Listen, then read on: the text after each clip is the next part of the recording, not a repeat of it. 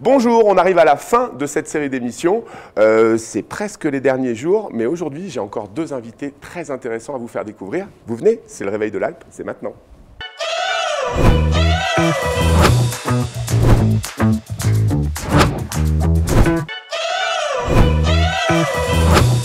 Bien, je vous l'ai dit, j'ai deux invités très intéressants aujourd'hui. On va apprendre plein de choses. Et le premier de mes invités, je vous présente Nicolas. Salut Nicolas. Salut Steph. Ça va? Je peux dire Nico parce que Nicolas, j'ai pas l'habitude. Vas-y, vas-y. Ouais, ça te va?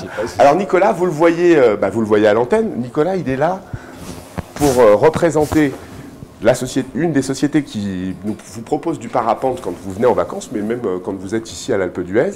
Alors moniteur de parapente ou alors tu accompagnes essentiellement les gens ou est-ce que de temps en temps tu donnes des cours? Quelle est ta vie dans le parapente? On fait un petit peu les deux. On fait un peu les deux. Propose principalement du biplace sur la station, parce qu'on est quand même sur une grosse activité touristique. Mais on essaie de proposer aussi, plutôt sur les intersaisons, un peu d'enseignement. Un peu pour les gens, les locaux, pour faire en sorte que l'activité vive, quoi. Alors on reviendra sur l'enseignement, mais revenons au biplace. Alors qu'est-ce qu'on a comme possibilité de vol? Est-ce que c'est plus ou moins long, plus ou moins court? Évidemment, les conditions climatiques, c'est important, il faut faire attention. Qu'est-ce qui vous empêche, par exemple, de faire les longs, etc. Dis-nous un petit peu ce qu'on peut faire quand on vous contacte. Et en fait, quand on nous contacte, les gens déjà nous demandent et nous expliquent un peu leurs envies. Ça, c'est important. Et en fonction de leurs envies et en fonction de la météo, en fait, on va composer au mieux et faire en sorte que les gens passent un bon moment et découvrent l'activité du parapente. Donc ça peut être un vol sur Bourdoisan, ça peut être un vol en altitude. Jusqu'à Bourdoisan, on peut atterrir. Et vous atterrissez où à Bourdoisan? Au niveau du terrain de foot de Bourdoisan. D'accord. Donc c'est là où c'est assez propice, c'est grand, c'est dégagé, c'est ouvert. Et après on remonte en voiture. On fait un peu driver, tranquille. C'est ça. Tranquille. Vous prenez le volant. Voilà, les gens reprennent contact un peu. Ils échangent un peu leurs sensations de la descente. Tout à fait. Et ils regardent les vidéos. Parce que je sais qu'à chaque fois, ou quasiment à chaque fois, en tout cas quand les clients le demandent, vous proposez une vidéo qu'on peut même télécharger tout de suite sur son téléphone. C'est hyper bien ça. Ouais, tout à fait. En fait, on essaie pour les gens de rester un peu dans leur événement et qu'ils puissent partager en direct avec leurs amis tout ce qu'ils ont vécu et puis qu'ils gardent un bon moment. C'est ça, avec l'avènement des réseaux sociaux, en fait, du coup, on peut tout de suite rediffuser les images. Donc, c'est une chouette sensation. Donc, ok, ça c'est pour la partie où on bouge. Et puis, si on veut faire un peu plus court, je crois qu'on peut partir du signal. Jusqu'à la station. Jusqu'à la station. Tout à fait. Ça, c'est vraiment une découverte. Tu as pu. J'ai pu le faire. Alors en fait, je vous dis un peu comment ça s'est passé, mon expérience. Je suis arrivé exprès parce que je vous avoue que j'avais un peu les chocottes. Non, franchement. Un petit peu tendu. Mais tu vas voir, j'étais un peu chocotant. Et du coup, je suis arrivé en jeans, sans gants et tout ça, ce qu'il ne faut absolument pas faire. Mettez vos combinaisons, mettez vos gants, mettez vos bonnets. Soyez prêts. On vous prête un casque aussi. Bien sûr. Donc, mais vous, préparez-vous bien. Et je me suis dit, ils ne vont pas faire ça, tac. Mais il faisait super beau. Et ils m'ont attrapé. Et ils m'ont mis le parachute et franchement c'était vraiment une super expérience. J'ai été idiot d'avoir peur parce que c'est vraiment très très doux, c'est une sensation très agréable. J'ai trouvé ça vraiment très bien. Donc voilà, j'ai passé un super moment, c'était vraiment trop bien. Donc voilà, bon pardon, je raconte ma vie, c'est pas bien, mais voilà, c'est fait. Au moins ça vous fait partager l'expérience pour celles et ceux qui peuvent avoir peur et qui se disent waouh, je vais être lâché dans le vide. Et puis évidemment, alors on n'en a pas parlé, mais évidemment vous êtes tous diplômés. Vous avez tout ce qu'il faut pour pratiquer ça. Alors, qu'est-ce qu'il faut passer d'ailleurs comme diplôme? C'est un diplôme d'État, maintenant ce qu'on appelle un DE. Avant, c'était un brevet d'État. Donc maintenant, c'est plutôt une activité professionnelle. Avant, c'était régi par le sport. Mais c'est un diplôme d'État donc, qui exige une formation sur plusieurs années. Avec du vol, avec la compétence, de l'enseignement, justement. Avec des premiers secours, tout ce qui est régi un petit peu le sport, comme un moniteur de ski, comme un guide de haute montagne, comme beaucoup de choses. Et en fait, on se prémunit un petit peu de l'accidentologie, qui fait partie un peu du milieu malgré tout, parce que c'est une activité à risque. Donc en fait, on évite ça par une formation assez complète. D'accord. Bon, nous voilà plus que rassurés, nous voilà avec l'envie d'aller en faire. Alors, Question un peu de novice, mais quand, là moi je l'ai fait en duo, mais à quel moment en fait on passe la bascule de se dire bon allez vas-y j'essaye tout seul. Est-ce que là aussi j'imagine on doit être très encadré. C'est justement le moniteur qui dit bah là tu peux y aller tout seul. Ouais, tout à Comment fait. ça se passe? Il y a un accord entre on va dire l'élève, la personne qui pratique, qui découvre l'activité, et puis le moniteur. Ils se mettent d'accord une fois que tous les éléments sont en place chez l'élève pour voler tout seul, et que l'élève en ressent le besoin, et ça lui paraît naturel qu'il prenne on va dire, son envol, et ben on met en place cette découverte par lui-même, tout seul sous un parapente. D'accord. Bon, dis-moi, je vois un truc là. Toi, en fait, des brevets d'État ou des diplômes d'État, pardon. T'en as 2? J'en ai 2, ouais. C'est quoi la veste? Alors, on va pas l'ouvrir parce que sinon, brille. Guillaume, il va nous tuer. Ça va Non, briller. parce qu'avec le micro, sinon, on va crêter le micro. Mais, Guillaume, c'est pour toi qu'on fait ça. Mais c'est une veste rouge d'un moniteur de SF. Alors, ça veut dire tu cumules les deux, c'est-à-dire que tu as 2 activités. Ouais, parce que le parapente, c'est l'hiver, mais c'est aussi beaucoup l'été. J'imagine que tu pratiques un peu plus l'été. Et l'hiver, tu es plus enseignant à l'ESF. Tout à fait. C'est vraiment ça. Donc, on a monté Hack and Fly avec des copains moniteurs de parapente. Oui. Donc, on a monté ça plutôt en été, voilà, Guillaume et Mathieu. Et Mathieu. Et donc, en fait, on est à la base quand même moniteur de ski. On a commencé notre formation là-dessus, sauf Guillaume qui est uniquement moniteur de parapente et qui fait ça à l'année. Et donc, l'activité a démarré en été, mais on est déjà pas mal accaparé par le ski. Parce qu'on reste, par exemple, sur l'Alpe d'Huez sur une station de ski. Et donc, on est parti là-dessus. On a commencé l'été, on a fait pas mal de vols. Et puis après, l'hiver, eh ben, il faut quand même aller au charbon. C'est ça, faut aller sur les skis. Il faut aller transmettre le savoir-faire C'est du ça. ski à tous les gens qui viennent nous voir en C'est vacances et qui reviennent comme ça en Tout à fait. skier. Il y a beaucoup de demandes, donc il faut satisfaire aussi cette clientèle. Et le fait de pouvoir composer, bah, c'est sympa. Alors, par exemple, est-ce que, je pose une question un peu bête, mais est-ce qu'à l'ESF aussi, vous proposez des cours avec du parapente? Est-ce qu'il y a une discipline qui ressemble un peu parapente ski? Ouais. Je ne connais pas, ça existe? Alors c'est le speed riding. Ah, le speed riding. C'est une activité effectivement, qui allie un petit peu la glisse à ski et la glisse dans les airs. Après, c'est une activité qui n'est pas très développée sur l'Alpe d'Huez. Nous, on ne la propose pas. Du fait, en fait, du domaine et de l'activité qui est un petit peu accidentogène. D'accord. Sur le domaine. C'est un public particulier, Un on peu va plus dire. compliqué. Voilà, D'accord. un peu plus Mais compliqué, peut-être à développer un jour, on sait à jamais. fait, pourquoi Ok, très bien. Bon, écoute, c'est bien, on a appris plein de trucs. Alors, juste, on fait une petite précision. En fait, Hack and Fly, Haken, je crois que c'est la petite fleur qui est juste à côté du logo, Ouais. c'est ça? Tout à fait, donc c'est la graine de pissenlit. C'est ça, c'est quand on souffle on dessus souffle, là ça au vole, printemps voilà. et hop, C'est ça. ça vole Voilà. partout. C'est le Haken. C'est le Haken, voilà. Et C'est Fly, ça, bah, Haken Fly. Parce qu'on s'envole, quoi. Tout à fait. Bien, ça y est, on sait tout On y et on sait pourquoi on l'a fait. Maintenant, juste, je voulais avoir des informations sur toi. Toi personnellement, en dehors de ton métier, quel est ton premier rapport avec l'Alpe d'Huez? Est-ce que tu es né ici? Est-ce que tu as rencontré quelqu'un dans ta vie? Est-ce que c'est le travail qui t'a amené ici? Est-ce que tu es originaire d'ici ou de la région ou beaucoup plus loin? Alors moi j'ai grandi ici, je suis pas né ici, D'accord. mais j'ai grandi ici, je suis arrivé ici avec 4 ans. Ah oui.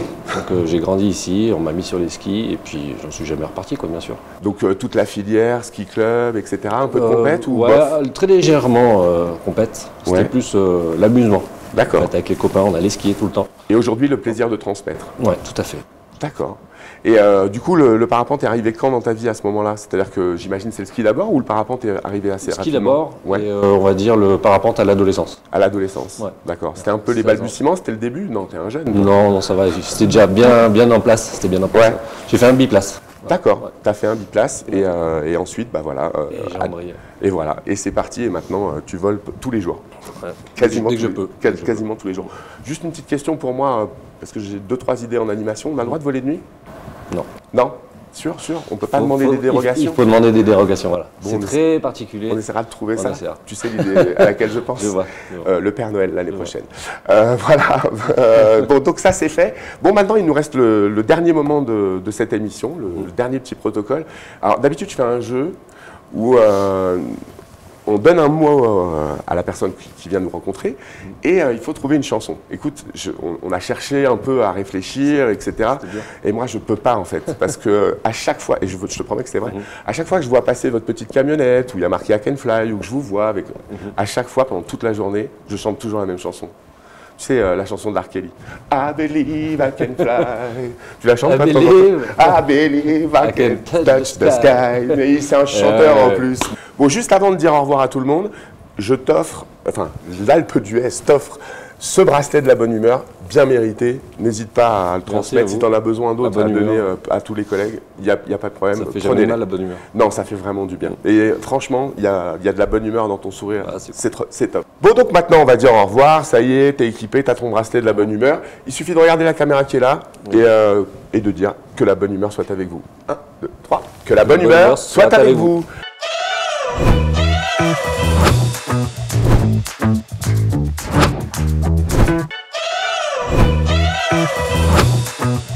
Voilà, je reçois mes deuxièmes invités du jour, puisque je reçois Philippe et Alice.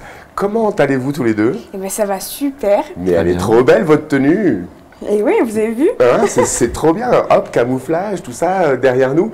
Parce que, en fait, vous êtes venus nous voir parce que vous représentez le 93e régiment d'artillerie de montagne. C'est bien dit? C'est ça. D'accord. Qui est basé à Vars, à côté de Grenoble. D'accord. Et donc, on a un petit détachement qui est ici, sur l'Alpe d'Huez. Alors, raconte-moi un détachement qui fait quoi? On reçoit quel type de personnes? Qui recevez-vous dans ce détachement? Alors, surtout les militaires de la brigade de montagne. Donc les chasseurs alpins, les artilleurs de montagne, qui viennent ici s'entraîner pour la spécialité montagne, justement, qui est bien particulier à notre brigade. D'accord. Donc l'hiver, c'est le ski, et l'été, tout ce qui est alpinisme. Alpinisme, randonnée. Voilà, escalade. D'accord. Alors quel est votre rôle à tous les deux? Alice, tu fais quoi au 93e? Alors moi, je suis chef de cuisine ici. Mais ouais. Vous avez vu? On va parler cuisine, trop bien. Et donc moi, je prépare tout ce qui est repas pour que les PAX, nous on appelle ça les PAX, viennent manger. Nous aussi, dans le tourisme, les PAX, c'est le nombre de gens qui viennent. Voilà, donc c'est pareil. Ouais.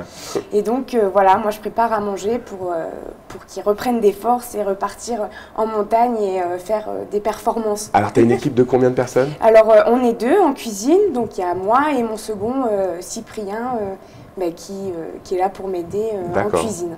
Bon, on reviendra un petit peu sur la cuisine, mais d'abord on va savoir, Philippe, toi tu es le grand patron de la boutique. Voilà, donc je suis le gérant du poste. Ouais. Voilà, on a 110 couchages. Oui. Voilà, donc il faut qu'ils fournissent pour 110 c'est ça, c'est ça. Qui est une bonne mission déjà pour eux. Carrément. En plus d'être militaires. Et donc on les accueille, tout ce qui est couchage, tout ce qui est nourriture. Et puis on les accompagne aussi en montagne. Comme je connais le coin depuis 91. Je suis au 93e régiment d'artillerie de montagne. J'ai fait un petit break de 2000 à 2006 à Draguignan. D'accord. Nous, on est mutés, ces aléas de militaires. Oui, ça, tu choisis pas. Des mutations pour toi, Alice, c'est pareil. Si demain, on te dit tu vas faire la cuisine ailleurs... On peut. On peut. Oui. Voilà. D'accord. Vas-y. Et puis alors, donc, ensuite, arrivé ici. Voilà, depuis le 91. Donc, je connais déjà le massif depuis pas mal de temps. Donc, je les guide pour leur dire, tiens, d'aller plus vers là. Ou des fois, je vais avec eux pour les accompagner. Voilà, tout comme des fois je sors aussi avec mon équipe, comme nous aussi on a besoin de nous entraîner. Vous guidez un peu les gens dans la montagne? Enfin, vous y allez un petit peu, par exemple, quand vous avez des PAX qui arrivent, vous y allez aussi un peu avec eux, ou ils ont leur propre programme et vous vous contentez en fait de les recevoir et de tout organiser pour que tout se passe bien? Alors quand j'ai des gens de la brigade, ils ont leur propre encadrant montagne. Et quand j'ai des extérieurs de la brigade, c'est-à-dire des gens de Lille, de partout, ça peut venir de partout. Oui, bien sûr. Et ils n'ont pas de spécialiste montagne, donc je suis obligé d'aller avec eux des fois pour les encadrer et les amener en montagne, découvrir la haute montagne, c'est qu'à le dire. Bah, très bien. Bon alors Alice, Philippe nous disait 110 couverts, donc ça veut dire midi soir tu fais 110 couverts? Alors le midi, non, c'est en repas froid. D'accord, il faut les préparer quand même. Il faut quand même les préparer. Comme ça, ils peuvent partir toute la journée en montagne et manger un petit casse-croûte, une salade. Voilà, c'est ça. Un petit balisto pour l'adjudant-chef. Ah d'accord, d'accord, balisto, ok. Et donc le soir, c'est en repas chaud. Oui. Et donc voilà. Et tu as une spécialité, il y a un truc que tu aimes bien faire en particulier? Alors nous, au chalet, c'est la croziflette. Ah ouais, c'est bon ça. C'est un repas montagnard et c'est vrai qui tient au corps. Ouais. Et c'est vrai que les PAX aiment bien ça et ils sont heureux de manger cette croziflette. Ça doit faire des quantités astronomiques parce que quand même, bon, j'ai eu l'occasion de passer chez vous, c'est quand même du gaillard. Oui, il y a du matos et effectivement il faut de la quantité parce qu'en plus les nôtres mangent bien. Comme je dis souvent, quand ils ont fait toute une journée de montagne, Doberman, ça a faim. Voilà, c'est exactement ça. Et puis, c'est hyper convivial. On arrive chez vous, il y a une petite zone pour boire l'apéro ensemble, tranquillement, pour se poser. Il y a des salles un peu de partout. Oui. En fait, vous êtes presque un club bien connu avec des tridents ou autre chose. On pourrait dire Méditerranée. Mais voilà, c'est un peu le Méditerranée, c'est comme ça que tu dis? On pourrait dire. Ouais, c'est pas mal, ça me le fait, c'est un peu ça. Et puis, il y a toujours de la joie, de la bonne humeur. Alors, j'en profite. Mais il faut. Mais j'en profite parce que à chaque fois, vous avez des sourires et tout ça. Voici le bracelet de la bonne humeur à porter bien haut chez vous. Merci. Et à faire vivre. Bon, on a découvert un peu vos boulots. Bon, on n'a pas pu tout dire, mais peut-être on se reverra un jour. Maintenant, moi, j'ai envie de savoir qui vous êtes l'un et l'autre, comment vous êtes arrivés là. Alors, tu nous as déjà donné, Philippe, quelques indices. Mais donc, est-ce que c'est le boulot qui finalement t'a amené là, ou est-ce que c'est un coup de cœur? Est-ce que c'est comme ça, un peu le hasard? Alors, moi, j'ai aimé déjà la montagne. Moi, je suis d'origine des Pyrénées. Ah, voilà. Un Pyrénéen de où? Vers Tarbes. D'accord. Voilà. J'ai commencé mon engagement à Tarbes en 87. D'accord. Et après, en 91, j'ai été muté ici à Grenoble. D'accord. Et j'ai accroché de suite avec les montagnes. J'ai passé plusieurs diplômes montagne pour pouvoir amener des gens en montagne. Voilà. Et tout comme eux, le minimum, c'est le BAM BSM, qui vous expliqueront. Voilà. Bien sûr. Que tout le monde doit au minimum dans la brigade avoir. D'accord. Et la vie pour toi à la montagne, ça peut plus être ailleurs?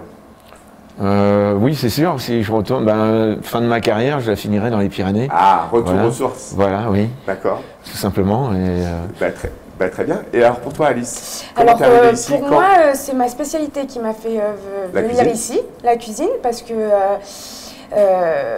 trouver des cuisiniers à l'armée et vouloir venir à l'Alpe d'Huez, c'est assez compliqué. J'imagine que tu as un amour de la montagne à titre personnel. Alors, pas du tout. Non, c'est vrai? Oui, ah ouais, moi je viens du Poitou-Charentes, donc rien à voir. D'accord. Je connaissais pas du tout la montagne. Et moi, l'adjudant-chef m'a fait aimer la montagne, justement. Donc maintenant, tu es une skieuse d'élite. Et si vous saviez. C'est vrai? Ah ouais. C'est trop bien. Le SF dit même, si tout le monde était comme elle, on aurait moins de clients. C'est vrai, c'est une super élève, elle est autonome direct. Elle commençait de zéro. Oui, elle n'a jamais skié de sa vie et là, elle me fait la Combe du Loup, les couloirs Perrin. Ah ouais. Sans aucun problème. Et genre en même pas 2 ans. Eh ben, 1 an et demi. Ça fait 1 an que je suis sur l'Alpe d'Huez. Oui, mais en tout cas, t'as bonne mine. On voit que t'as le temps de sortir un petit peu. En fait, comme dit Jean-Chef, on est les seuls bronzés du régime.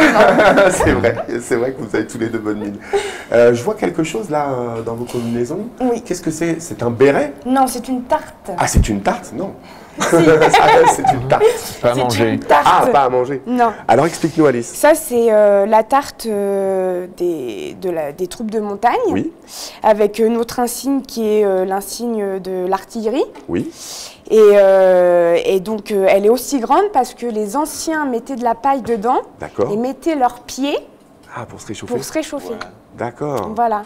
Et donc, ça protège du vent et du soleil quand on est en montagne. Est-ce que c'est fastidieux de le mettre? Nous, on aimerait te voir avec la tarte sur la tête. Donc, il y a un pli qu'elle vous explique. Voilà. Ouais. Ah, c'est trop bien. Voilà. Ah ouais, donc, et en plus, sans miroir. Et sans miroir. Sans miroir, tu et le connais donc par là, cœur. on fait un petit pli pour le regard et un pli pour entendre. Voilà. D'accord, mais c'est l'insigne super sur le beau. Et donc côté. ça, c'est vraiment typique, c'est votre tarte à vous. Ça, c'est notre. De Voilà. tous les chasseurs alpins. On a tarte à pile. Chacun a Voilà. sa tarte. Bon, trop bien. Bon, je rebondis sur la tarte. Hein. Oui. Ta tarte, celle que tu nous fais, la meilleure quand on va manger chez toi. Alors moi, je suis plutôt salée. Ah ouais, toi, la pâtisserie, c'est Oui. pas toi, c'est Cyprien. Alors, on fait un peu des deux. Mais c'est vrai qu'on a un petit peu le Mont Blanc. On aime bien faire le Mont Blanc quand on a des invités. Voilà. D'accord, bon, bah très bien. Vous savez quoi? On arrive déjà un peu à la fin et je suis super content, enfin on est vraiment super content de vous avoir reçu, on vous connaît un petit peu. Il faut dire aux gens en fait, quand on vous voit dans les montagnes avec les tenues ou quand on voit vos packs dans les montagnes, il ne faut pas hésiter à leur faire un petit coucou bien et sûr, tout ça. Enfin, ils ça ne sont fait pas dans plaisir. une mission secrète Non, ou pas quelque du chose tout. comme ça. Tu m'as dit même que parfois vous faisiez des bivouacs avec des igloos. Oui. Et vous faites ça où? Et donc en fait, quand on passe notre brevet skieur militaire, on est obligé de faire un igloo et donc de dormir dedans. Ah ouais, ça fait partie du Voilà, jardin. oui, ça fait partie du truc. La formation. Voilà. D'accord. Je reviens sur la formation, vas-y, rapidement explique-nous, parce qu'il y a des gens qui nous regardent et qui peut-être ont envie, des gamins qui ont peut-être envie eux aussi de devenir chasseurs alpins. Ben ouais. Donc en fait, notre formation est basée sur 4 semaines, donc à apprendre à skier, à apprendre à monter les montagnes en pot. Parce que ça veut dire, attends, je suis désolé, je suis obligé de faire une parenthèse, ça veut dire que le gars qui n'a jamais skié, il s'engage, il veut... Vous le formez de A à Z. On peut arriver sans jamais avoir skié. Avant, quand il y avait les appelés qui faisaient leur service national, donc beaucoup étaient de la région, c'était des Vosgiens et tout ça, et tout le monde savait skier. Et maintenant qu'on a un peu de monde de partout, qu'on a des engagés, il y en a qui viennent de Charente. Ah mais c'est incroyable. D'Alice, voilà. D'accord. Et il faut leur apprendre à skier, à aimer la montagne. Je suis désolé, je t'ai coupé, mais donc du coup après on continue sa formation. Donc tu nous as dit 4 semaines, la montagne, le ski. Et donc justement savoir fabriquer un igloo pour pouvoir dormir dehors. Sans être Je suis sûr qu'on a fait plein de vocations. Je suis sûr que quand t'es gamin, que t'as 12 ans, que t'entends ça, tu te dis waouh, c'est marrant en fait, il y a plein de choses à faire. J'espère en tout cas qu'on a généré plein de vocations. Bon, on arrive à la fin. Oui. On a déjà dit plein de choses. Et à la fin, on a toujours le même jeu, le même protocole. Alors, je vous avais prévenu en fait, parce que je suis passé vous voir, je vous avais dit il y aura un jeu, etc. Et vous avez été trop mignon parce que vous avez révisé toutes les chansons de la France. Eh oui. Et du coup, je peux aller dans n'importe quel mot, c'est pas grave, vous êtes prêts à le faire. Oui. Bon alors, le mot, c'est soleil. Finalement, on l'a déjà fait, mais j'ai envie de vous faire soleil. Est-ce que vous avez une idée avec le mot soleil? Moi, je pense, mon Jean-Chef. Hein. Bah ouais. Allez, le temps est bon. Le ciel est bleu, j'ai 2 amis qui sont aussi mes amoureux. Voilà. Bravo. Moi, je vous applaudis, toute la salle vous applaudit, tout le monde est content, c'était énorme. Bien, c'est l'heure de dire au revoir aux gens. C'est là que ça se passe. Et on leur dit que la bonne humeur soit avec vous tous ensemble. Vous êtes prêts? Oui. 3. Que la bonne humeur soit avec vous.